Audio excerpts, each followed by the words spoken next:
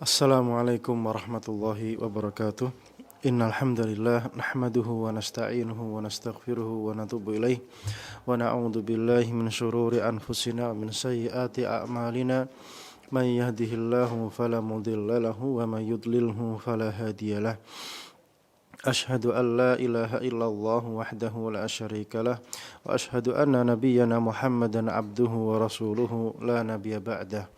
Allahumma salli wa sallim wa barik ala abdika wa nabiyyika Muhammadin wa ala alihi wa sahbihi wa man ittaba'ahum bi ihsan ila yaumiddin wa sallama tasliman mazida. Nas'alullaha azza wa jalla an yuwaffiqana lima yuhibbu wa yardah wa an yu'inana ala ta'atihi wa ijtinabi nawahihi wa an yujannibana al-fitan ma dhahara minha wa ma batan wa an yaj'alana Allahu mimman yastami'una al-qawla wa yattabi'una ahsana wa an yu'allimana ma yanfa'una wa yazidana ilma. Allahumma ya muallim Ibrahim allimna, Allahumma ya mufahhim Sulaiman fahimna, Allahumma faqihna fid din wa allimna ta'wil. Allahumma inna nas'aluka ilman nafi'a wa rizqan tayyiba wa amalan mutaqabbala. Allahumma inna na'udzubika minal ajzi wal kasali wal jubni wal bukhli wal harami wa adzabil qabri. Allahumma ati nufusana taqwaha wa zakkiha anta khairu man zakkaha anta waliyuha wa maulaha. Allahumma inna na'udzubika min ilmin la yanfa' wa min qalbin la yakhsha' wa min nafsin la tashba' wa min da'watin la yustajabu laha. Ikhwati wa akhwati azani Allah wa iyyakum. Kembali kita lanjutkan kajian kita tentang silsilah al-ghurar min mauqufi al-athar, yaitu kata-kata mutiara atau ru'usul aqwal dari para sahabat ridwanullah ta'ala anhum yang berjumlah 40 kata-kata mutiara yang berasal dari 40 sahabat yang mulia radhiyallahu ta'ala anhum. Dan sekarang kita masuk ke ghurrah yang ke-27. Qala al-musannif hafizahullahu ta'ala wa ra'ah al-ghurratus sabi'atu wal ishrun, kata-kata mutiara yang ke-27.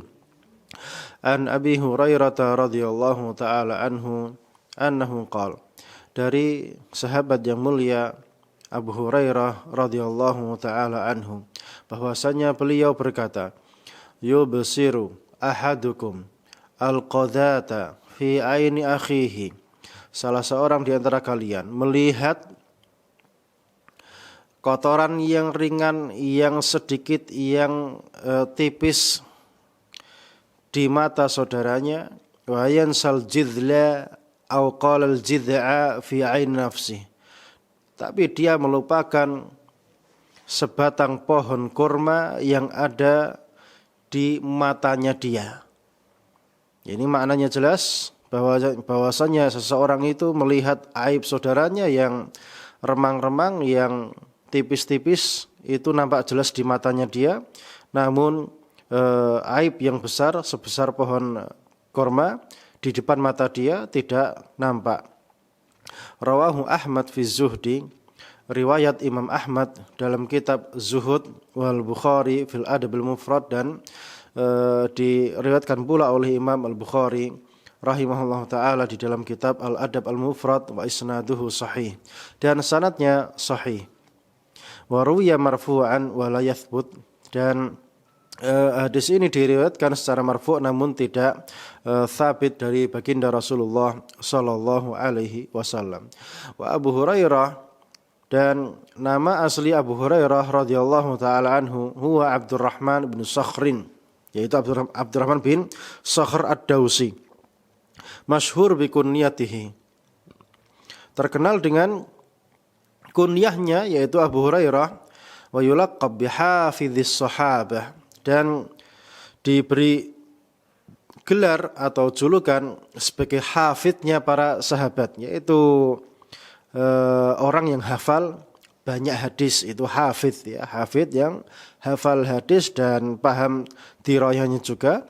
Itu lakop ini disematkan kepada sahabat yang mulia Abu Hurairah radhiyallahu anhu. Tufiya sanata sab'in wafat pada tahun ke-7 wa qila sanata thamanin, atau dikatakan wafat pada tahun 8 wa qila tis'in, dan dikatakan pada tahun 9 wa khamsin, 9 dan 50, yaitu tahun 59, bi qasrihi fil Aqiq, di istananya yang ada di Aqiq. Aqiq ini di min nawahil Madinah, yang ada di sekitaran kota Madinah. Wa humila ilaiha wa dufina biha, kemudian dibawa ke situ dan dimakamkan di tempat tersebut. Yang bisa kita ambil faedahnya dari athar Abu Hurairah radhiyallahu taala anhu, di antaranya bahwasanya Ibnu Adam wi'aul uyub, bahwasanya anak Adam itu memang tempatnya aib. Jadi enggak ada manusia yang tidak punya aib. Semuanya pasti punya aib. Ya, jadi kita semua manusia, siapapun itu juga, maka jangan dikira dia tidak punya aib. Pasti punya aib, mustahil tidak punya aib. Berarti kita manusia harus sadar bahwasanya kita ini tempatnya aib, tempatnya dosa. Fala yadhunnu annahu yakhlusu ahadun minhum min aibin. Jadi jangan mengira bahwasanya ada yang tidak punya aib, itu mustahil. Ya. Karena Allah Subhanahu wa taala telah mentakdirkan bahwanya setiap manusia, setiap insan itu dia pasti akan melakukan perbuatan dosa, apapun itu juga. Ya, artinya kita tidak ada yang bisa selamat dari kekurangan, dari aib, dari perbuatan dosa. Berarti kita harus sadar diri, tidak boleh lupa daratan. Faedah berikutnya dari athar Abu Hurairah radhiyallahu taala anhu tadi, bisa diambil faedah bahwasanya aib atau dosa itu bertingkat-tingkat, tidak satu derajat. Ya, ada banyak tingkatannya. Ada aib yang dengannya manusia itu dicela, ada aib yang besar, dosa yang besar, yang dianggap perkara yang agung, ada yang lebih ringan daripada perkara tersebut. Ini ditunjukkan oleh kata-kata Abu Hurairah radhiyallahu taala anhu tadi, yang disebutkan bahwasanya seseorang melihat aib yang ringan di mata saudaranya, jadi mata saudaranya ada debu atau kotoran yang sedikit, itu kelihatan, tapi kotoran sebesar pohon kurma di depan mata dia atau di mata dia sendiri tidak nampak. Ya. Jadi misal di mata sini ada kotoran yang berjubel dan tebal, tentunya dia akan melihat kotoran yang ada di mata saudaranya, dan di mata dia tidak melihatnya. Ini salah satu aib manusia. Ini salah satu aib yang ada pada manusia, dia tidak mampu melihat aib yang ada pada dirinya sendiri, tapi dia melihat aib yang ada pada orang lain. Ini menjadi kebiasaan. Makanya ini sebagai bahan renungan dan introspeksi diri kita, bahwasanya kita ini sering jatuh pada perkara ini. Siapapun itu juga, karena memang melihat aib saudaranya lebih mudah. Ya, tadi disebutkan oleh Abu Hurairah radhiyallahu anhu, ya. Jadi melihat kotoran yang ada di mata saudaranya kelihatan, tapi yang di mata dia sendiri tidak kelihatan. Ini ma'qul, ini masuk akal. Ya. Jadi bayangkan di sini ada kotoran, ya, ada kotoran, maka kita tidak akan bisa melihatnya kecuali dengan cermin. Ya, dengan cermin. Berarti kita harus banyak-banyak bercermin, biar kita tahu kapasitas kita, kekurangan kita, dan aib-aib yang ada pada kita. Ini menunjukkan kelemahan manusia. Saking mudahnya melihat aib yang ada pada saudaranya, maka wajib banyak-banyak bertaubat kepada Allah Subhanahu wa taala, karena kita hamba yang lemah. Ya, karena bisa melihat aib saudaranya, tidak bisa melihat aib yang ada pada dirinya sendiri, ini sebuah aib yang besar. Ini sebuah aib yang besar, dan ini mahlakah, ini sesuatu hal yang bisa membinasakan. Sehingga kita ini wajib tahu aib yang ada pada diri kita sendiri. Kalau kita tidak bisa mengenali aib yang ada pada diri kita sendiri, ini perkaranya akan sangat membinasakan kita sendiri. Perkaranya berat. Ya, perkaranya berat. Maka salah satu cara biar kita ini bisa senantiasa introspeksi diri dan mengenali aib yang ada pada diri kita sendiri, maka kita juga harus belajar ilmu tentang bagaimana cara mengetahui aib yang ada pada diri kita sendiri. Dan yang terbaik yaitu kumpulan dari para salaf tentang masalah ini. Kemudian faedah berikutnya yang bisa kita ambil faedahnya dari athar Abu Hurairah radhiyallahu taala anhu tadi adalah bahwasanya kita dilarang untuk mencari-cari kesalahan seseorang atau mengikuti ya mutabaah. Mutabaah mengikuti detil kesalahan atau aib seseorang. Ini biasa terjadi pada seseorang yang dibenci. Makanya kita dilarang membenci seseorang karena personalnya. Karena kalau membenci seseorang pada personalnya, maka akan menyebabkan seseorang itu jatuh pada dosa tatabbu akhta, tatabbu al-uyub. Mutabaah mengikuti setiap detil kesalahan seseorang yang dibencinya tersebut. Ini perkara yang berbahaya. Ini perkara yang tidak baik, ini tidak terpuji. Ini perkara yang tidak terpuji. Karena kita harus sadar diri bahwasanya aib yang ada pada diri kita sendiri dengan gara-gara mengikuti aib yang ada pada orang, ini bisa semakin tambah besar, bisa semakin lebih gede daripada orang yang diikuti aibnya tadi. Jadi siapa yang mencoba-coba mengikuti atau bahasa kita ini enggak ada yang mutabaah atau searching ya misalnya, atau mengikuti setiap detilnya kesalahan seseorang, maka Allah akan memaksa dia punya aib. Gara-gara apa? Dosa dia ngikuti setiap detil kesalahan orang lain. Ini mau tidak mau akan terjadi. Sehingga yang seharusnya dia tidak jatuh pada perbuatan dosa atau perbuatan aib, maka dengan izin Allah Subhanahu wa taala dia jatuh pada aib yang gara-gara apa? Dia mengorek-ngorek aib yang ada pada saudaranya. Makanya seperti ini harus kita hentikan. Karena mau tidak mau itu menjatuhkan diri kita sendiri. Hakikatnya menjatuhkan diri kita sendiri. Yang seharusnya kita diam, adem, kita tidak punya aib, tidak punya kesalahan, kita bisa jadi punya kesalahan gara-gara ngorek-ngorek kesalahan orang lain. Ini tentunya sebuah kerugian yang besar. Ya karena orang itu kalau berbuat dosa atau aib, maka tentunya iman dia akan berkurang. Al-iman yazid wa yanqus. Iman itu bertambah dan berkurang. Yazid bit ta'ah, bertambah dengan ketaatan, wa yanqus bil ma'siyah, dan berkurang karena perbuatan kemaksiatan.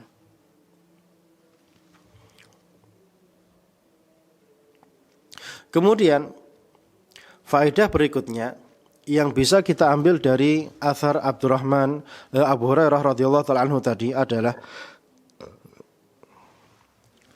bahwasanya hawa nafsu itu membutakan mata hati kita.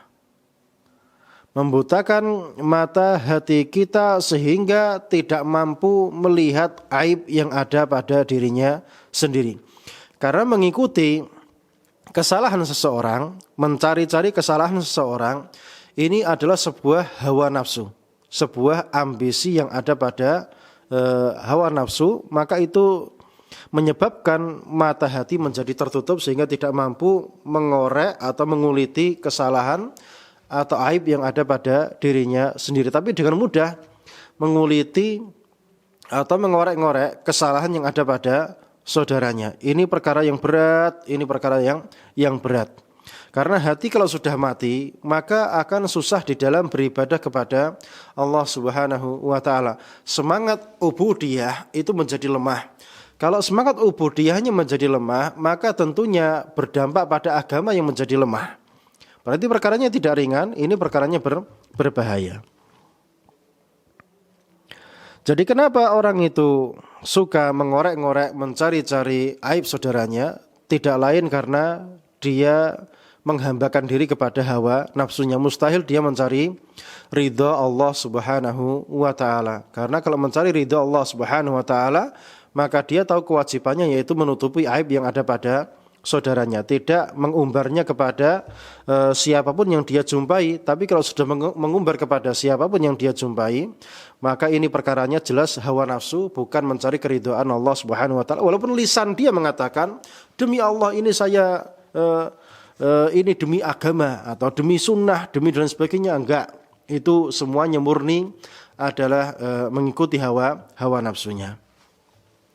Kemudian hal berikutnya yang bisa kita ambil faedahnya dari ucapan Abu Hurairah radhiyallahu taala anhu, bahwasanya kapan orang itu bisa selamat dari mengorek-ngorek aib yang ada pada saudaranya, yaitu dengan memperkuat ukhuwah diniyah, tali persaudaraan agama yang syar'i. Menjalin hubungan, menguatkan ukhuwah diniyah, menguatkan ukhuwah karena pondasi agama yang sama, di atas, sama-sama di atas sunnah. Pokoknya siapapun yang di atas sunnah maka dia saudara saya.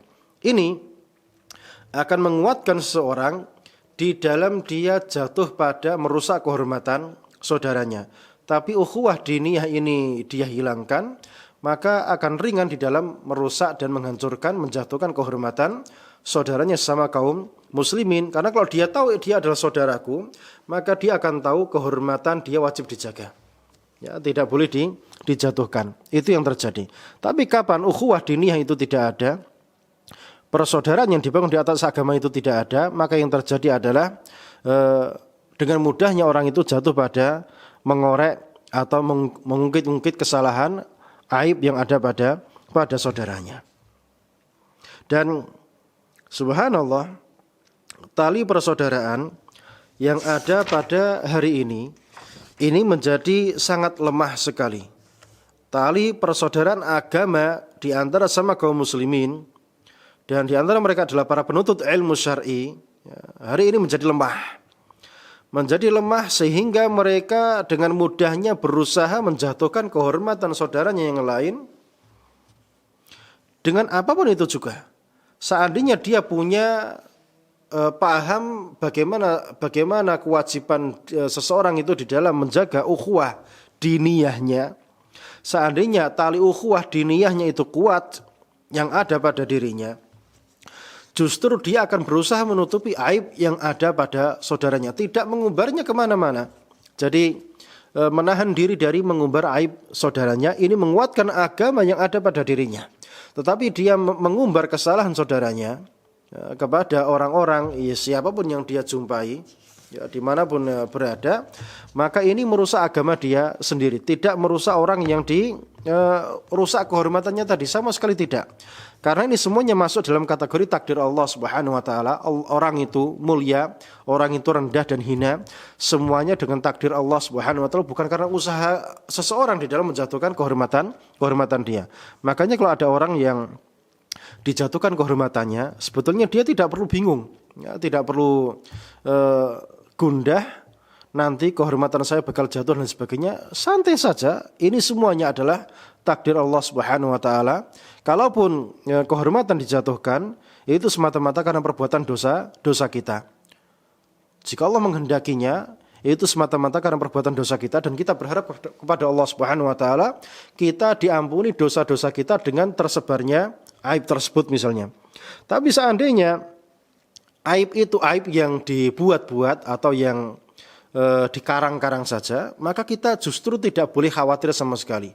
Justru Allah yang akan membongkar kerusakan orang yang berusaha menjatuhkan saudaranya sama kaum muslimin dengan cara-cara ngarang-ngarang kisah-kisah yang sifatnya dusta. Itu mau tidak mau itu akan terbongkar dengan sendirinya. Berapa banyak kisah yang menyebutkan hal tersebut dalam sejarah yang terjadi pada umat Islam itu sendiri.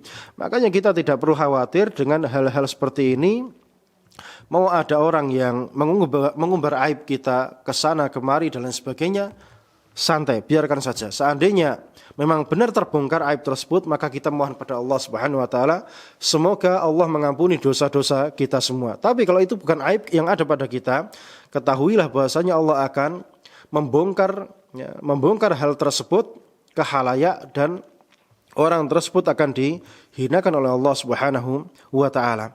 Makanya bagi siapapun yang masih terjatuh pada masalah seperti ini, yaitu suka mengumbar atau menjatuhkan harkat martabat saudaranya sama kaum muslimin, maka segera hentikan dan perkuat tali ukhuwah. Ini salah satu hal yang bisa menyelamatkan seseorang dari menjatuhkan kehormatan saudaranya, itu dengan menguatkan tali ukhuwahnya tadi, ukhuwah diniyahnya.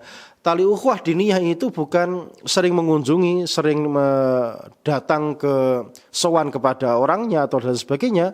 Cukup dia adalah orang yang di atas sunnah, maka dia saudara kita. Kalau dia saudara kita, maka sudah cukup, kita tidak perlu mengumbar aib yang ada pada orang tersebut kepada khalayak. Karena jika jatuh pada mengumbar aib seseorang, maka mau tidak mau Allah akan menjadikan kita punya aib yang dengannya nanti orang akan melihat aib tersebut. Maka tentunya hal ini memalukan dan merendahkan diri kita. Taib. Makanya tatkala di antara para penuntut ilmu syar'i atau orang-orang yang mendakwakan sunnah atau orang-orang yang memegang panji sunnah, mereka tidak paham kewajiban di dalam ukhuwah diniyah ini, persaudaraan beragama ini, maka mereka tidak segan-segan di dalam menjatuhkan kehormatan saudaranya sama kaum muslimin. Bahkan dia menjadikan hal ini, menjatuhkan kehormatan saudaranya sama kaum muslimin, demi dia nanti di atas dan saudaranya jatuh. Ini tentunya bukan keikhlasan, ini tentunya adalah hawa nafsu, mengikuti perintahnya syaitan, mengikuti bisikannya syaitan. Jadi kalau orang itu paham ini perbuatan dosa, maka tidak akan melakukan hal tersebut. Ya mungkin karena ada ambisi pribadi tidak tersampaikan gara-gara terhalang oleh orang tersebut, akhirnya apa? Menjatuhkan kehormatannya. Jangan berhenti. Ya. Karena kita ada di atas atau ada di bawah, itu semuanya takdir dari Allah Subhanahu wa taala.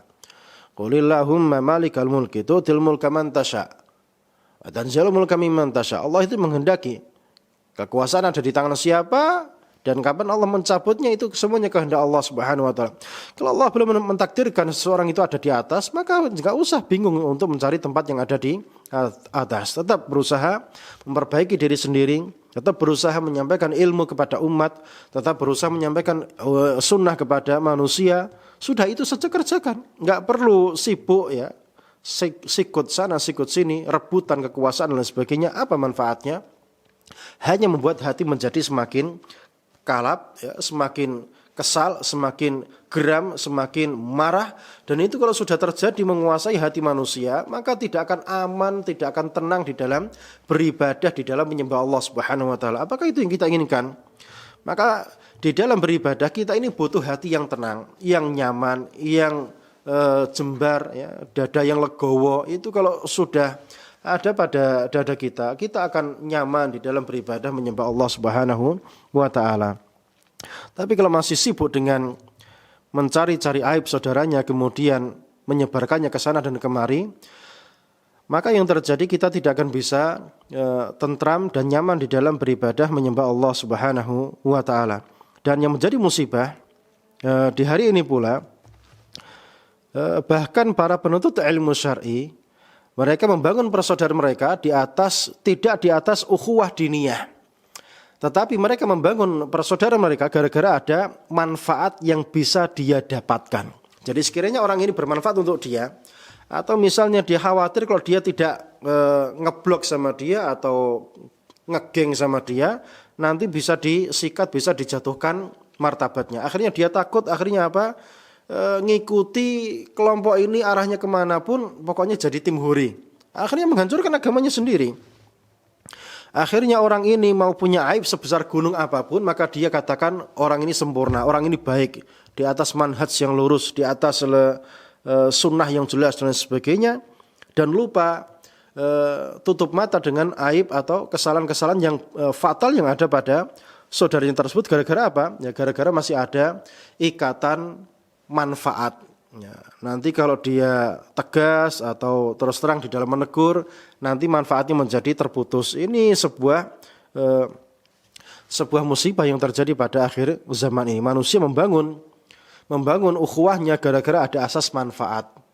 Tetapi kalau ada saudaranya yang tidak bisa memberikan manfaat duniawi, keuntungan bisnis dan sebagainya, maka dicuekin, kemudian kalau perlu ya dijatuhkan kehormatannya dan seterusnya. Ya, karena tidak memberikan manfaat duniawi sama sekali.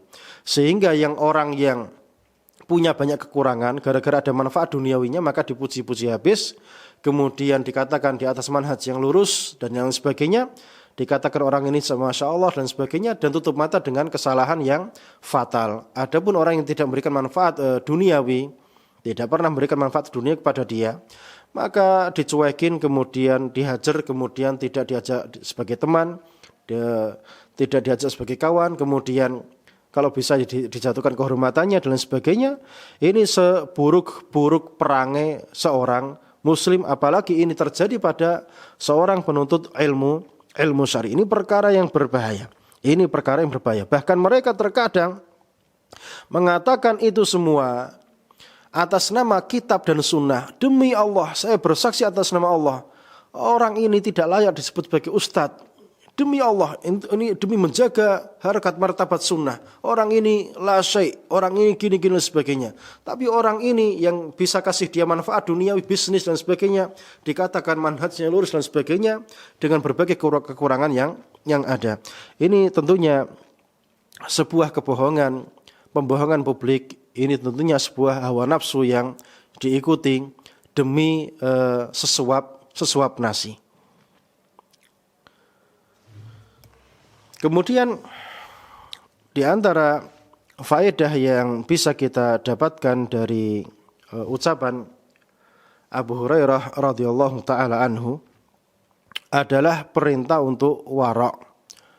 Wara' meninggalkan aib yang ada pada saudaranya, tidak mencari-cari aib yang ada pada saudaranya. Dengan demikian, tatkala orang itu wara', tidak mau mencari-cari kesalahan atau aib yang ada pada saudaranya, maka agamanya menjadi selamat.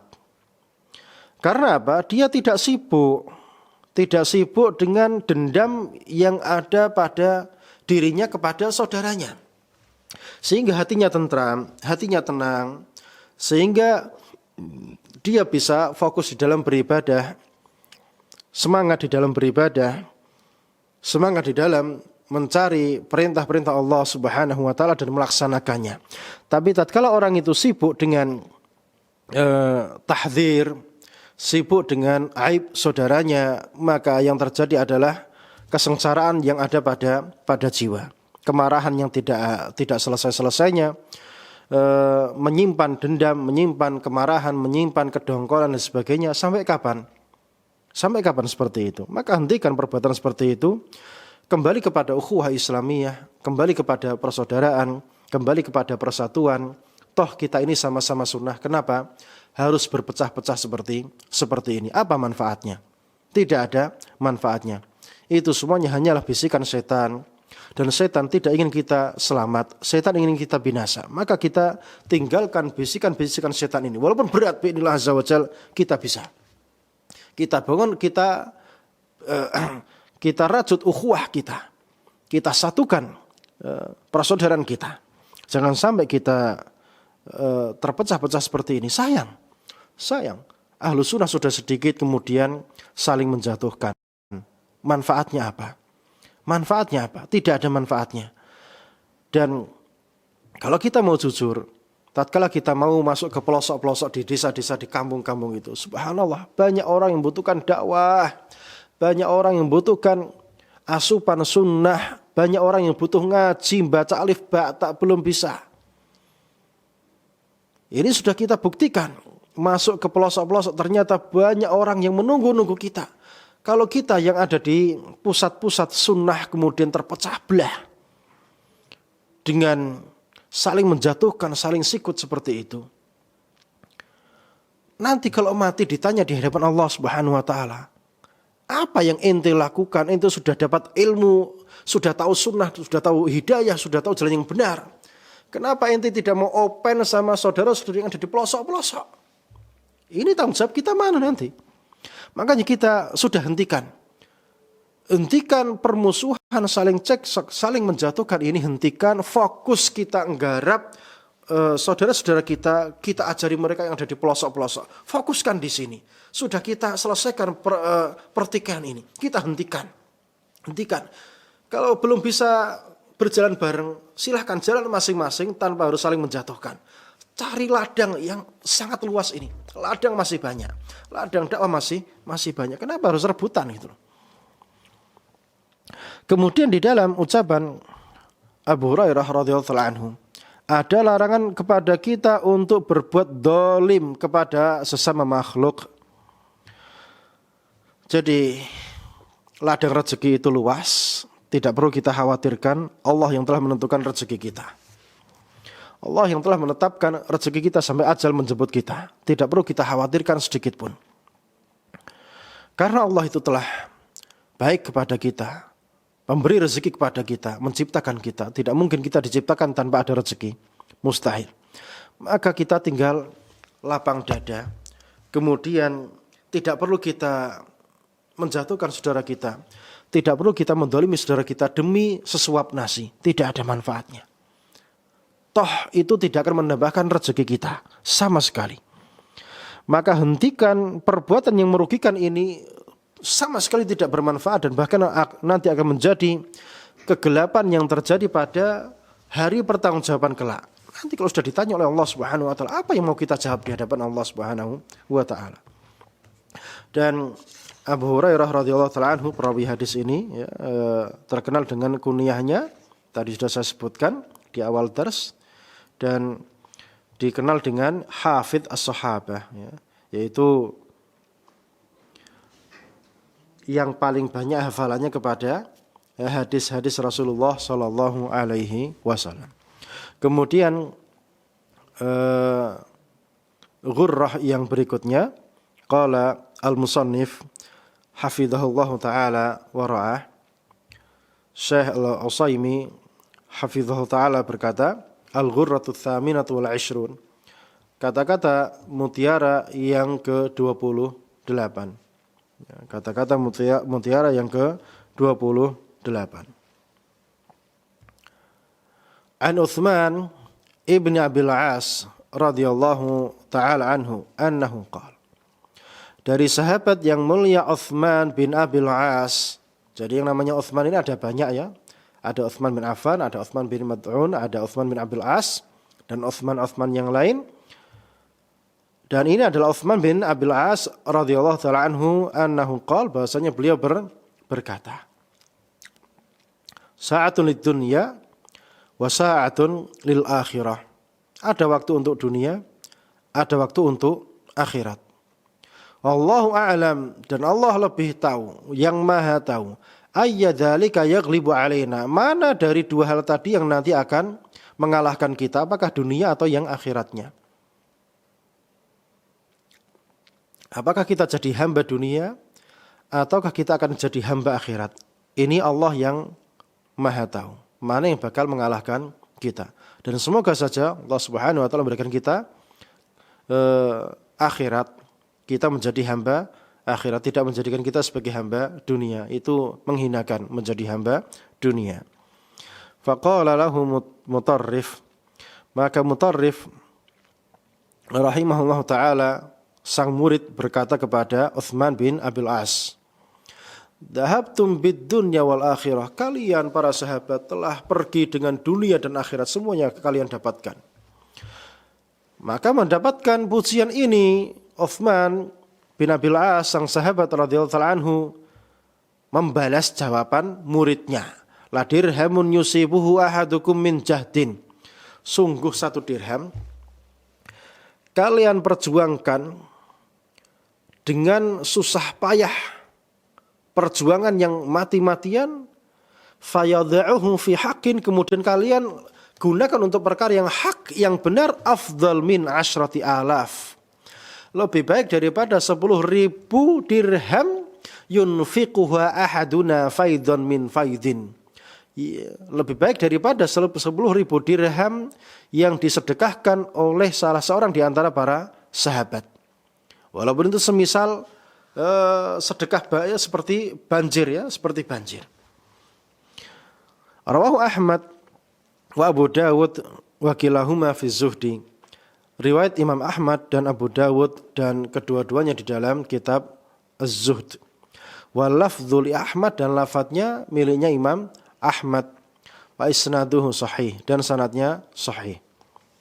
Wa Uthman ibnu Abil As, dan Uthman bin Abil As, beliau adalah Uthman bin Abil As bin Bishr Ats-Tsaqafi. Ya, Tsaqafi ini dari Tsaqif. Tsaqif itu Taif ya. Berarti Uthman ini bukan sahabat yang berasal dari Mekah, tapi timurnya Mekah yang ada di Taif atau di Tsaqif. Yukna Abu Abdullah, kunyahnya adalah Abu Abdullah. Tufiya fi khilafati Muawiyah radhiyallahu ta'ala anhu, wafat di khilafahnya, di era kekhilafahan Muawiyah bin Abi Sufyan radhiyallahu ta'ala anhu. Faqila, dikatakan wafatnya sanata khamsin, pada tahun 50, waqila fillati ba'daha bil Basrah, dan dikatakan pada pendapat yang lain bahwasanya beliau wafat pada tahun di atas 50 di kota Basrah yang sekarang ada di Irak.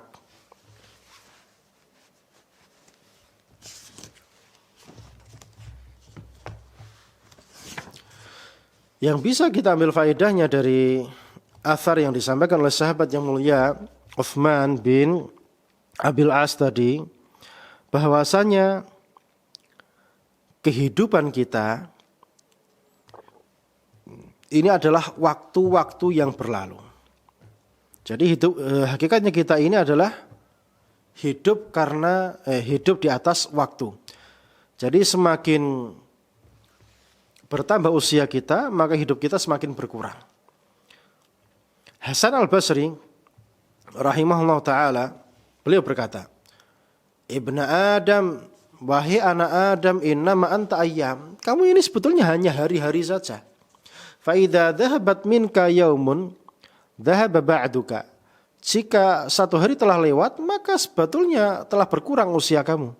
Hatta tadhhab kullak, sampai semua hari-hari tadi sudah selesai, maka kematian datang menjemput kamu. Berarti kita ini hidup di atas dimensi waktu, di dalam dimensi waktu, dan waktu itu semakin berjalan, maka usia kita semakin berkurang, bukan bertambah.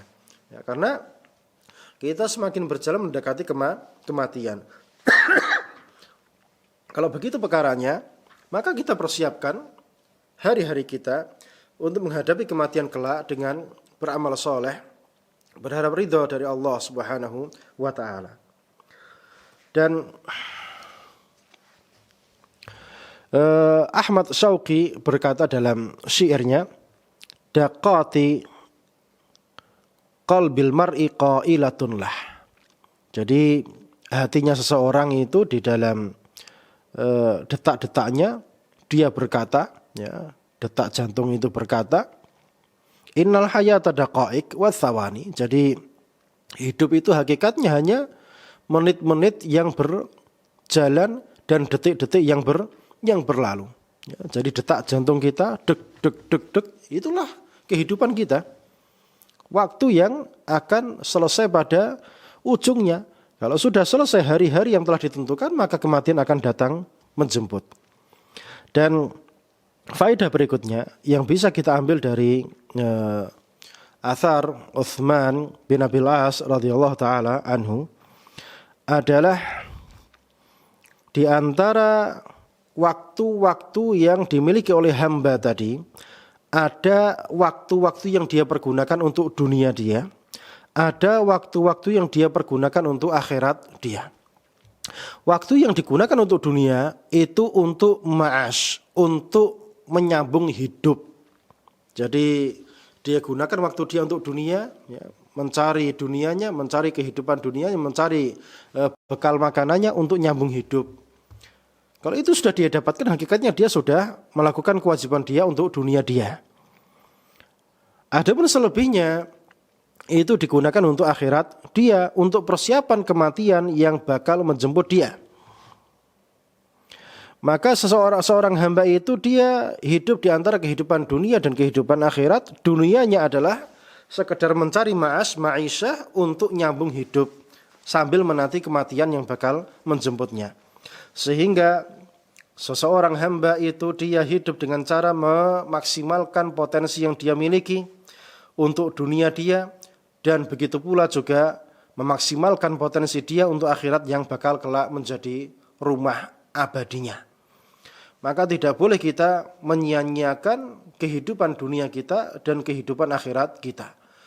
Kita wajib memenuhi kebutuhan hidup kita, raga kita, anak, istri kita, ini wajib kita penuhi semuanya.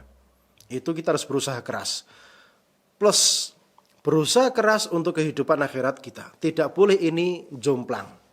Atau salah satunya ditinggalkan, ini tidak diperbolehkan. Harus kedua-duanya diisi dengan porsinya masing-masing.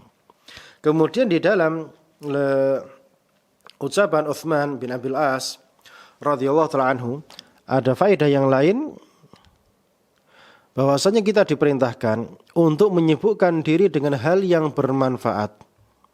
Walaupun itu cuma sekedar tarwih atau sekedar rehat sejenak. Karena rehat itu terkadang dibutuhkan untuk menguatkan untuk yang nanti.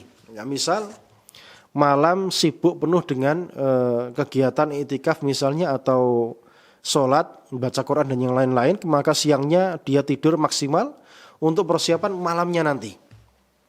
Jadi orang itu istirahat sebetulnya untuk persiapan yang bakal dia lakukan. Dan istirahat itu dibutuhkan. Atau misalnya tanazuh atau rehat, wisata untuk membuang kejenuhan, nggak ada masalah. Atau misalnya main bola atau olahraga, ya lari-lari untuk mengusir kejenuhan untuk nanti persiapan. Bukan sepak bolanya tadi menjadi tujuan dia. Kalau dia jadikan sebagai tujuan dia, ya nanti akan merusak kehidupan akhirat dia. Jadi intinya dunia ini hanya kita jadikan sebagai wasilah, selingan untuk persiapan akhirat kita. Kita mencari kehidupan dunia, kita mapan, ya, sandang pangannya, ya biar kita nanti bisa fokus, tidak kacau pikirannya di dalam beribadah kepada Allah Subhanahu wa taala dan yang lain sebagainya. Dan ini ada athar dari Abu Hurairah radhiyallahu taala anhu, bahwasanya kita ini memang terkadang membutuhkan rehat-rehat untuk membuang kejenuhan, biar kita nanti bisa lebih kuat di dalam beribadah, di dalam menunaikan kewajiban kita kepada Allah Subhanahu wa taala. Ini ada percakapan antara Abu Hurairah radhiyallahu anhu dengan sahabat yang mulia Handalah Al-Usaidi, yang di dalamnya ada ucapan Nabi sallallahu alaihi wasallam, "Lau annakum takununa 'ala ma takununa 'alaihi 'indi." Seandainya kalian fokus di dalam beribadah seperti apa yang terjadi padaku, la safahatkumul malaikatu fit turuqat. Niscaya kalian akan diajak bersalaman oleh para malaikat di jalan-jalan. Seandainya kalian itu benar-benar orang yang ubudiyahnya tinggi seperti Rasulullah sallallahu alaihi wasallam. Walakin ya Handalah, akan tapi wahai Handalah, sa'atun wa sa'ah. Hidup ini sesaat demi sesaat. Sesaat untuk dunia, sesaat untuk akhirat. Tidak semuanya untuk akhirat tok. Jadi kita harus mengimbangkan porsi-porsinya tadi. Tidak berlebihan pada porsi dunia, tidak berlebihan pada porsi akhirat. Semuanya ada porsi-porsinya masing-masing. Dunia untuk raga kita, ya, akhirat untuk batin kita, untuk roh kita, untuk nyawa kita. Itu akhirat. Jadi harus diproporsionalkan porsinya masing-masing. Jadi terkadang orang itu membutuhkan waktu untuk dia fokus beribadah kepada Allah Subhanahu wa taala. Kemudian terkadang dia jenuh, maka butuh dia variasi di dalam kegiatan, di dalam rehatnya untuk mengusir kejenuhan tersebut, untuk nanti bisa lagi kembali fokus beribadah kepada Allah Subhanahu wa ta'ala. Itu dibutuhkan. Itu terkadang dibutuhkan. Kemudian faedah berikutnya, bahwasanya seseorang itu dicap sesuai apa yang menjadi kebiasaan dia atau yang paling banyak dia lakukan. Kalau dia menjadi hamba dunia, maka dia akan dikatakan sebagai hamba dunia. Karena dia walaupun dia punya ibadah ya, sholat dan sebagainya, tapi tapi dia terkenalnya itu banyak untuk dunianya, maka akan dikatakan dia sebagai hamba dunia.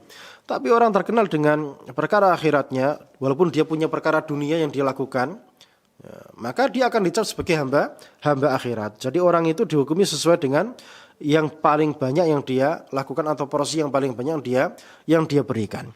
Kemudian di dalam athar Utsman bin Abil As radhiyallahu taala anhu ini ada perintah supaya kita ini i'tidal, pertengahan di dalam melakukan perbuatan kita, baik untuk dunia kita maupun untuk akhirat kita.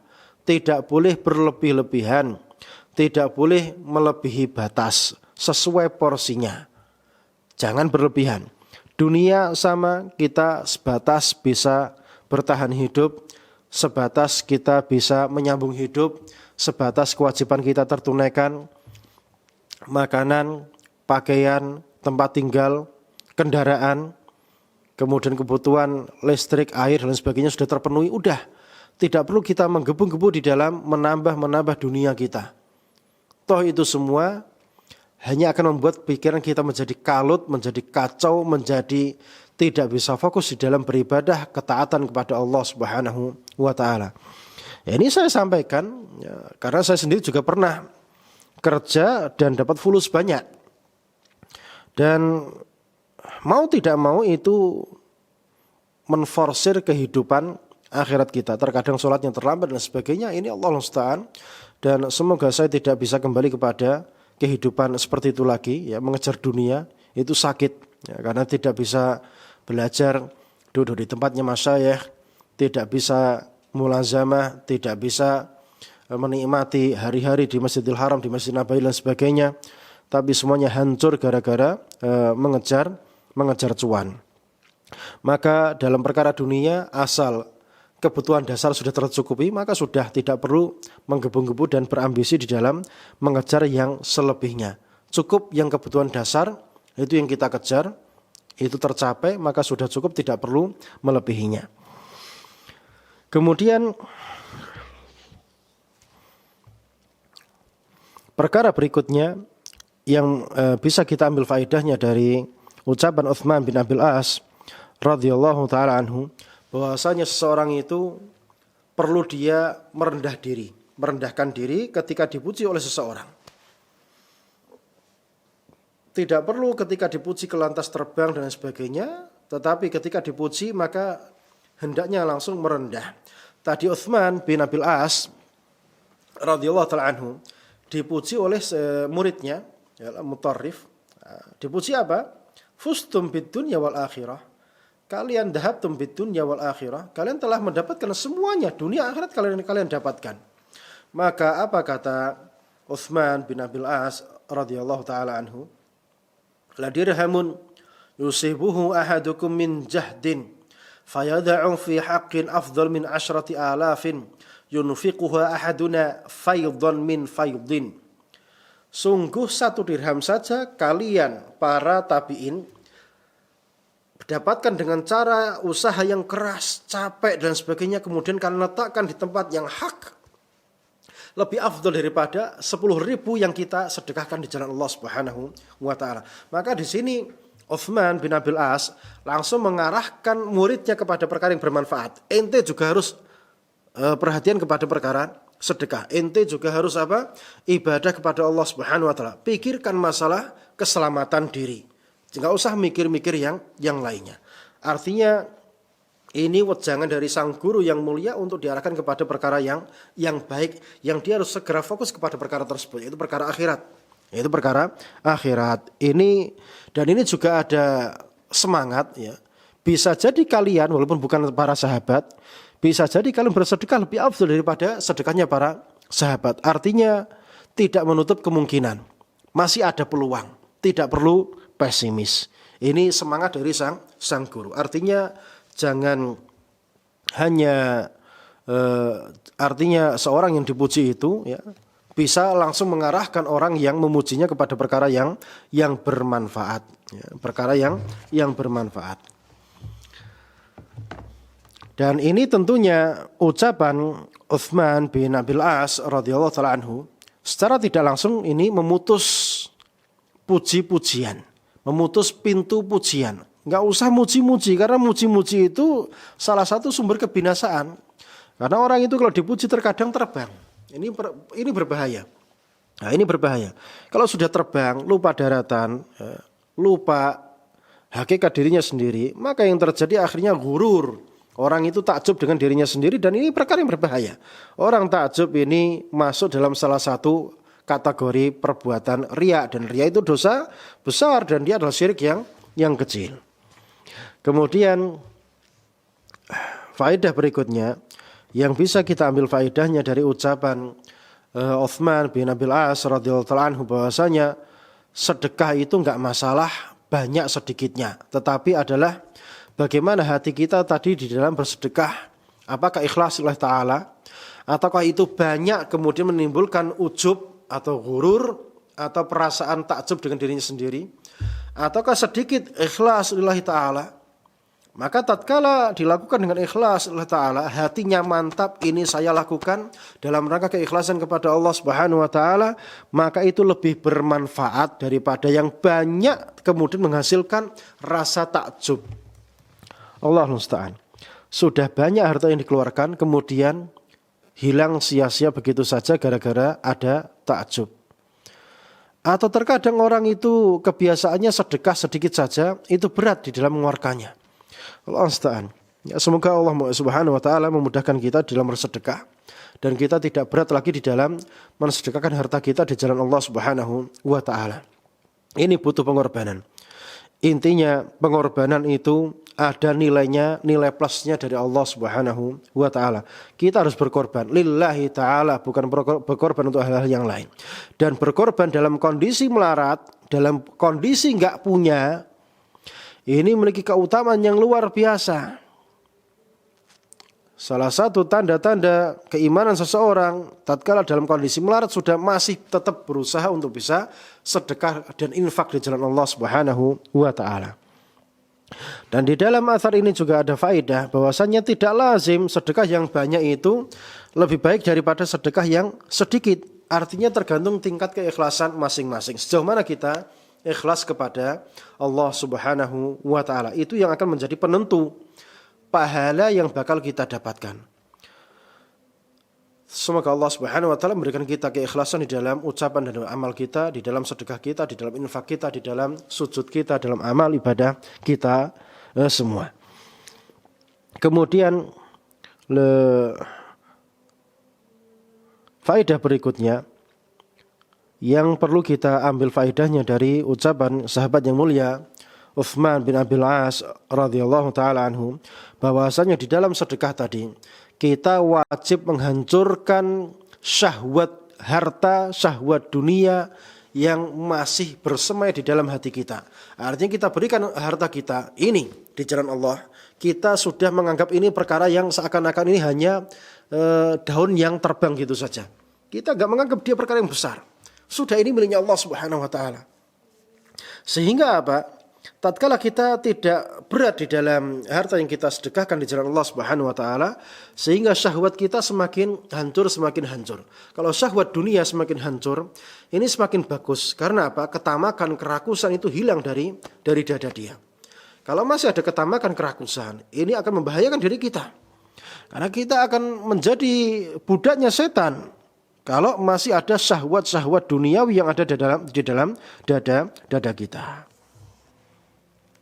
Kemudian kata-kata mutiara yang selanjutnya, qala al-musannif hafizahullah taala wa ra'ah, Syekh Utsaimin hafizahullah taala berkata, al-ghurratut tasi'ah wa al-ishrun. Kata-kata mutiara yang ke-29, an Shaddad bin Ausin, dari sahabat yang mulia Shaddad bin Ausin radhiyallahu taala anhu, annahu qala, bahasanya beliau berkata, lamma hadratul wafat, tatkala beliau sedang sakaratul maut, ketika hendak dicabut nyawanya, beliau berkata apa?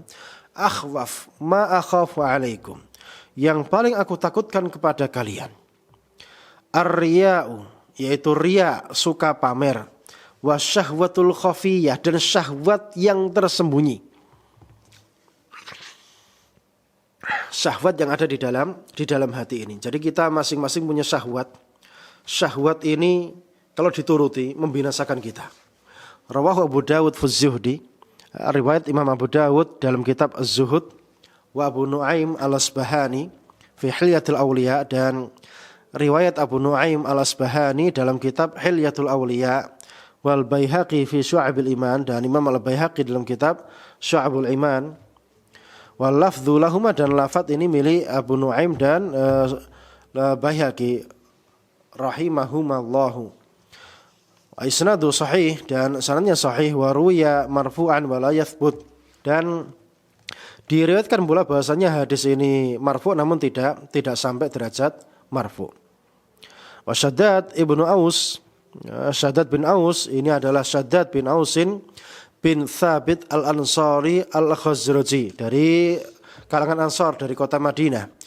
Yukna Abu Ya'la, ya laqabnya adalah Abu Ya'la. Wa yulaqabu bi faqihi hadhil ummah, dan diberikan gelar julukan faqih hadhihi al-ummah. Ya, faqihnya hadhihi al-ummah. Jadi faqih, orang ahli fikihnya umat Islam ini adalah siapa? Shaddad bin Aus radhiyallahu taala anhu, dan telah lewat pembahasan masalah gelar dan julukan. Gelar julukan itu diberikan kepada seseorang, disematkan kepada seseorang karena dua hal. Yang pertama sifat atau perbuatan, yang kedua karena kemiripan dia dengan sang pendahulu. Maka yang jahat maka dikatakan sebagai Fir'aun misalnya, atau yang jelek-jelek misalnya nanti disematkan kepada orang-orang yang jelek yang ada di zaman dahulu kala. Misalnya seperti itu, ya, misalnya seperti itu. Atau perbuatan atau sifat. Misalnya sifatnya dia amanah, maka diberikan gelar sebagai amin, orang yang terpercaya, atau amin hadil ummah, ya. Aminnya umat ini adalah Hudzaifah bin Yaman radhiyallahu taala anhu. Atau misalnya ada orang yang ganteng, maka akan dikatakan sebagai apa? Ini mirip seperti Nabi Yusuf, maka diberi gelar sebagai Yusuf hadil ummah misalnya.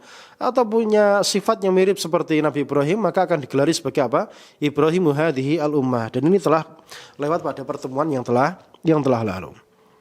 Wafat pada tahun tufiya qabla sanati sittin, wafat sebelum tahun 60 au ba'daha, atau setelahnya, di Baitul Maqdis, di Baitul Maqdis yang ada di Palestina hari ini. Yang bisa kita ambil faedahnya dari riwayat Shaddad bin Aus radhiyallahu ta'ala anhu tadi adalah, yang pertama, bahwasanya orang-orang soleh pada zaman dahulu kala itu khawatir dengan manusia setelah kematiannya dalam perkara agamanya. Jadi orang soleh itu khawatir dengan agamanya manusia, tidak khawatir dengan rezekinya manusia. Jadi misalnya orang itu melarat gak melarat, ini orang soleh gak bingung. Tapi terkait dengan agama, ini yang dibingungkan, ini yang ditakutkan. Dan kita sebagai para da'i, fokus kita kepada agama manusia, bukan pada ekonomi umat misalnya. Ekonomi umat terkadang kita butuh untuk membantunya, ya. Tapi yang paling utama di dalam dakwah kita itu perhatian utama kita kepada agama manusia. Karena ekonomi atau rezeki ini murni dari Allah Subhanahu wa taala, dan toh orang yang melarat pun bisa hidup gitu loh. Terus kenapa fokus di dalam masalah ekonomi umat? Karena zaman dahulu kala umat Islam itu tertinggal dalam masalah ekonomi. Pada zaman Nabi saja alaihi salatu wassalam, Nabi hidup di atas kehidupan yang sangat sederhana sekali. Tidur di atas ranjang, di atas tikarnya pelepah kurma. Adapun Raja Romawi dan Raja Persia, mereka hidup bergelimang harta. Ini sudah sejak zaman dahulu kala umat Islam itu melarat ketinggalan zaman. Jadi kalau kita dibilang ya, umat Islam ini ketinggalan zaman, ya biarin yang ngomong itu, nanti dia akan mati sendiri dan akan mempertanggungjawabkan ucapan dia, karena dia mengolok-olok kita. Dan kita ini nggak perlu sibuk dengan masalah ekonomi umat. Ya, karena kita ini sudah ketinggalan zaman dahulu kala. Yang perlu kita perhatikan adalah masalah akidahnya, agamanya. Apakah dia sudah di atas akidah yang benar, tauhid yang benar, sudah mau nyunah atau belum, ini yang jadi ham kita. Ini yang menjadi pikiran kita, bukan masalah ekonomi umat sekali lagi. Ya. Karena orang itu mau kaya, mau miskin, tapi dia tidak kenal agama Islam, ya sama saja rusak. Orang melarat, nggak punya agama, akidahnya lemah, ya rusak. Utang nggak bayar misalnya, utang kabur nggak bayar, kemudian malah dia marah-marah sama yang nagih utang misalnya. Ini contoh. Kaya nggak punya agama juga rusak. Akhirnya apa? Jadi garong, ya. Akhirnya korupsi sana, korupsi sini dan sebagainya. Padahal dia sudah punya jabatan misalnya. Makanya dunia ini kita nggak perlu bingung masalah dunia atau ekonomi umat, tapi yang kita bingungkan adalah masalah akidahnya. Kalau akidahnya baik, dapat rezeki yang banyak, sedekah.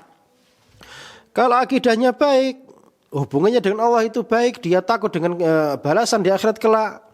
Dia miskin, melarat, dia sabar. Dia sabar menghadapi hari-harinya sampai kematian datang menjemputnya. Jadi intinya kita tidak sibuk dengan kehidupan atau dengan masalah ekonomi umat, tapi yang kita sibukkan adalah masalah akidah umat Islam itu sendiri. Kita ajari mereka. Kita ajari mereka Al-Quran, baca Al-Quran. Jadi masuk ke pelosok-pelosok kampung-kampung, kita ajari mereka Al-Quran. Itu yang bermanfaat untuk mereka. Jadi seandainya mereka hidupnya pas-pasan, dan memang zaman dahulu kala mereka hidupnya pas-pasan yang di kampung-kampung itu, mereka hidup.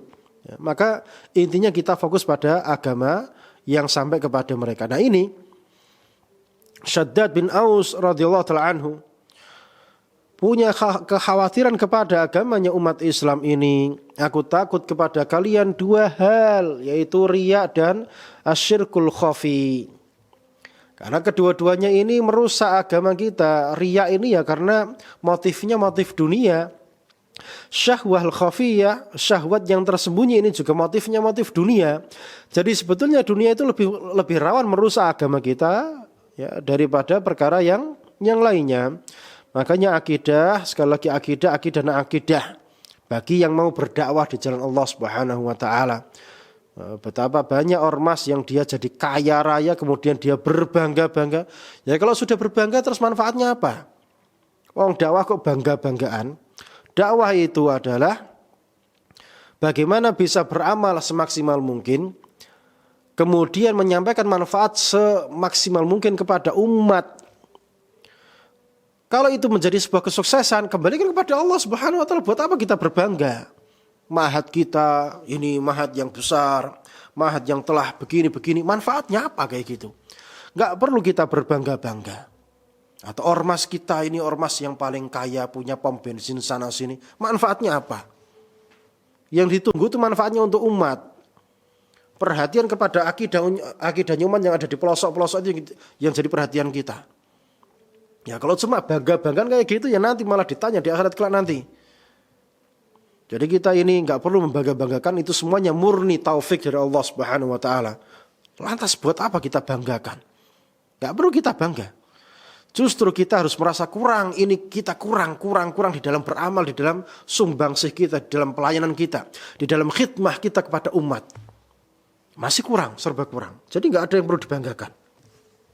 Makanya bangga itu perkara yang merusak akidah, merusak hati, merusak roh perjuangan seseorang. Kemudian faedah berikutnya yang bisa kita ambil faedahnya dari wasiatnya Syaddad bin Aus radhiyallahu ta'ala anhu adalah bahwasanya dua penyakit ini, riya dan syahwat yang khafi, ini yang menghancurkan agama seseorang. Agama kita hancur gara-gara ambisi duniawi, motif-motif yang sifatnya duniawi. Maka kita harus sadar bahwasanya kita ini hidup, memang hidup kita ini untuk menjadi pelayan Allah Subhanahu wa taala, budaknya, hambanya Allah Subhanahu wa taala. Jadi kalau ada keberhasilan kita nggak perlu bangga. Kita ini kewajiban kita memang kita menghambakan diri kepada Allah Subhanahu wa taala. Bukan untuk yang lain-lain. Kemudian faedah yang tidak kalah pentingnya juga adalah bahwasanya kita diperintahkan untuk berikan wasiat yang bermanfaat ketika ajal menjemput. Ketika ajal sudah dekat. Seperti wasiatnya Syaddad bin Uwais bin Ausin radhiyallahu taala anhu. Memberikan wasiat yang sangat bermanfaat terkait dengan akidah umat Islam. Dan wasiat yang diberikan ketika kematian hendak menjemput, ini wasiat yang sangat agung. Wasiat-wasiat yang sangat-sangat bermanfaat. Karena apa? Karena terjadi ketika kematian hendak menjemputnya. Dan wasiatnya orang-orang atau guru-guru yang hendak mendekati ajalnya itu sangat bermanfaat baik secara riwayat maupun secara dirayah. Dan kita tahu bagaimana Rasulullah alaihi salatu wassalam ketika beliau hendak wafat, apa yang terjadi? Apa yang terjadi? Beliau berwasiat. Tidak begitu saja. Beliau berwasiat kepada umatnya.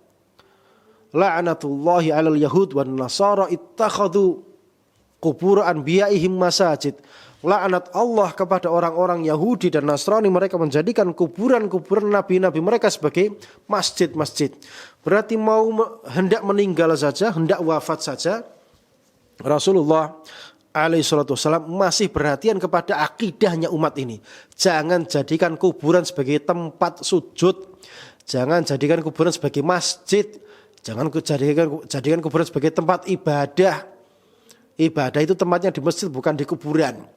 Jangan dibolak-balik. Jadikan rumah ini sebagai tempat ibadah. Jangan ibadahnya di kuburan. Dan kuburan itu salah satu penyebab banyaknya manusia itu tersesat, jatuh pada kesyirikan. Itu gara-gara masalah kuburan.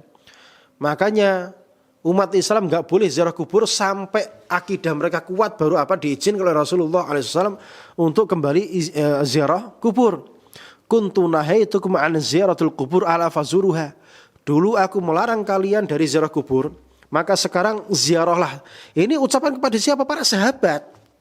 Ditarbiyah sampai akidahnya menjadi kuat, kemudian baru diizinkan untuk berziarah kubur. Lah sekarang ngaji nggak mau, ngaji kitab tidak, ngajinya setahun sekali, sibuk dengan ziarah kubur, tor wali dan lain sebagainya. Ini hukum asalnya nggak boleh karena akidahnya lemah. Akidahnya lemah. Mau disamakan dengan sahabat ya nggak bisa. Sahabat itu mereka tarbiyahnya langsung kepada Rasulullah Sallallahu Alaihi Wasallam. Lah sekarang tarbiyahnya sama siapa? Ulama ulama yang buruk, yang hatinya seperti setan. Makanya ziarah kubur itu nggak perlu ikut-ikutan tur dan sebagainya. Ziarah kubur cukup datangi ke makam terdekat yang ada di sekitar rumah terdekat, datangi ke sana, kemudian assalamualaikum warahmatullahi dan seterusnya, kemudian merenungi kematian yang bakal datang seperti mereka. Itu tujuan ziarah kubur, bukan ngalah berkah di sana, minta fulus di situ, minta fulus yang ijo-ijo 100.000 dengan wasilah keberkahan hadratu ini dan sebagainya. Manfaatnya apa? Malah jatuh pada perkara kesyirikan. Jadi intinya wasiat ketika menjelang ajal itu wasiat yang sangat agung dan itu sangat dianjurkan dan diperintahkan.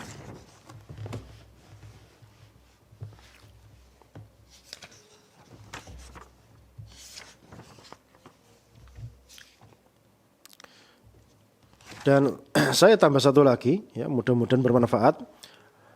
Qala al-musannif hafizahullah ta'ala wa ra'ah, al-ghurratu thalathun, ghurrah yang ke-30. An Muawiyah ibn Abi Sufyan radhiyallahu ta'ala anhuma. Dari Muawiyah bin Abi Sufyan radhiyallahu ta'ala anhuma annahu qala, bahasanya beliau berkata, la hilma illa tajribatun yu'iduha thalathan. Tidak terjadi, orang itu tidak punya hilm. Hilm itu dalam menanggapi hal apapun tidak tergesa-gesa, itu namanya hilmun. Itu namanya hilm. Jadi tidak tergesa-gesa dalam menanggapi masalah, itu namanya hilmun. Dan itu terjadi kapan? Jika orang itu punya tajrubah, punya pengalaman. Punya pengalaman. Rawahul Bukhari fil Adabil Mufrad, ya, riwayat Imam Bukhari dalam kitab Adabul Mufrad, isnadu sahih, sanadnya sahih, wa huwa indahu mu'allaqan, dan hadisnya ini hadis yang mu'allaq dalam kitab Sahih Bukhari. Bilafdin, dengan lafaz la hakima illa dzu tajribah. Orang itu tidak akan bisa bijaksana kecuali jika dia punya pengalaman hidup yang banyak, yang panjang. Wa ruwiya marfu'an wa la yathbut, dan diriwayatkan secara marfu' ternyata tidak tsabit dari Nabi sallallahu alaihi wasallam. Dan Muawiyah bin Abi Sufyan, beliau adalah Muawiyah bin Abi Sufyan, dan Abu Sufyan namanya adalah Sakhr bin Harbin al-Qurashi al-Umawi, yukna Abu Abdurrahman. Kunyahnya adalah Abu Abdurrahman, wa yulaqab bi Khalil Mu'minin, dan punya julukan sebagai pamannya kaum mukminin. Ya, kalau istri Nabi sebagai apa? Ummahatul Mu'minin, ya, sebagai ibundanya kaum mukminin, dan Muawiyah adalah khalu al-mu'minin. Makanya tidak boleh orang itu mencaci memaki Muawiyah bin Abi Sufyan. Kalau ada yang mencacinya, ini salah satu tanda dia itu orang munafik. Dia munafik, ya, karena mencaci Muawiyah dan Abu Sufyan itu hukumnya haram. Itu kalau ada yang mencacinya, maka dia nampaknya dia orang munafik. Tufiya sanata sittin bi Dimashq Asyam, wafat pada tahun 60 Hijriah di kota Damaskus, Suriah atau Syam. Yang bisa kita ambil faedahnya dari ucapan Muawiyah bin Abi Sufyan radhiyallahu ta'ala anhu adalah bahwasanya kita diperintahkan punya sakinah, punya ketenangan di dalam mengambil keputusan, tidak tergesa-gesa. Tidak tergesa-gesa. Jadi orang itu kalau sudah punya hilmun, ya, ketidak tergesa-gesaan di dalam mengambil keputusan, maka dia telah mendapatkan kebaikan yang sangat banyak. Tapi kapan orang itu sukanya tergesa-gesa, maka penyesalan yang menjadi ending yang dia dapatkan. Dan tidak tergesa-gesa atau slow, ya, slow di dalam menanggapi sesuatu, itu bisa didapatkan dengan cara tajrubah, dengan cara pengalaman atau membaca pengalaman orang lain atau mempelajari sejarah. Ini salah satu hal yang bisa dipetik pelajarannya, ya, seperti pemberontakan, menggulingkan penguasa. Ini kalau kita baca sejarah, di mana-mana yang ada hanya kehancuran. Maka kita mendapati isu-isu seperti itu, kita slow, santai, tidak ikut gaduh dan yang lain sebagainya. Kemudian faedah berikutnya, bahwasanya pengalaman itu bisa didapatkan dengan melihat kepada pengalaman orang lain, ya, biar kita bisa dapat manfaatnya juga. Kemudian baca kitab-kitab sejarah dan mengambil ibrah yang ada dalam sejarah yang terjadi pada zaman lampau. Jika berbuat seperti ini, kejadian seperti ini, kenapa? Ya, karena sunnah Allah itu akan berulang. Jika berbuat ini, yang terjadi seperti ini akan terjadi seperti pula jika kita lakukan pada hari ini. Kemudian faedah berikutnya, bahwasanya al-hilmu itu akan didapatkan dari orang yang sudah sepuh atau sudah tua. Karena saking panjangnya tajrubah, pengalaman yang mereka dapatkan dalam kehidupan ini, sehingga apa? Mereka punya kemampuan untuk bisa menyaring hal-hal yang masuk kepada dia. Jadi ada informasi apa saja, dia tidak segera langsung mengiyakan atau mengatakan tidak, tapi dia dengan pengalamannya tahu seperti ini dan seperti itu. Ini Sa'usaimi, suatu ketika ketika di SMP, ya, dia pernah mendapati pengalaman ada orang dari negeri fulan mengatakan negeri ini begini dan begini dan begini. Setelah terjadinya penggulingan kekuasaan, ya, penguasa yang baru ini pengikutnya masya Allah gini. Setelah berjumpa dengan syekh yang kabir, syekh yang ulama yang sudah sepuh, ya, kemudian Sa'usaimi cerita kepada beliau Apa yang terjadi pada negeri sebelah yang sukses dalam penggulingan kekuasaan. Pengikutnya gini.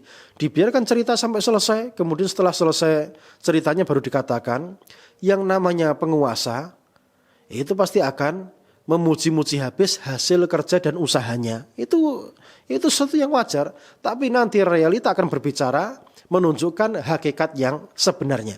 Jadi jangan mudah percaya dengan ucapan yang terjadi atau sesuatu yang sedang viral, sesuatu yang sedang ada di media sosial atau sedang viral di televisi dan lain sebagainya, itu nggak usah bingung. Ya, intinya nanti akan terjadi, akan nampak hakikat dengan sendirinya. Tidak perlu kita tergesa-gesa mengatakan atau mendukung atau menolak. Ya, santai, slow, tidak perlu kita sibuk dengan hal tersebut. Sibukkan kita dengan perkara yang sifatnya agama, sifatnya mencari pahala, itu tentunya lebih bermanfaat daripada sibuk dengan sesuatu yang lagi viral dan yang lain sebagainya. Barakallahu fikum. Kita tutup sampai di sini kajian kita dan semoga bermanfaat. Barakallahu fikum. Kita tutup dengan doa kafaratul majlis. Subhanakallahumma wa bihamdika asyhadu an la ilaha illa anta astaghfiruka wa atubu ilaik. Wa sallallahu ala nabiyyina Muhammad wa ala alihi wa sahbihi wasallam. Assalamualaikum warahmatullahi wabarakatuh.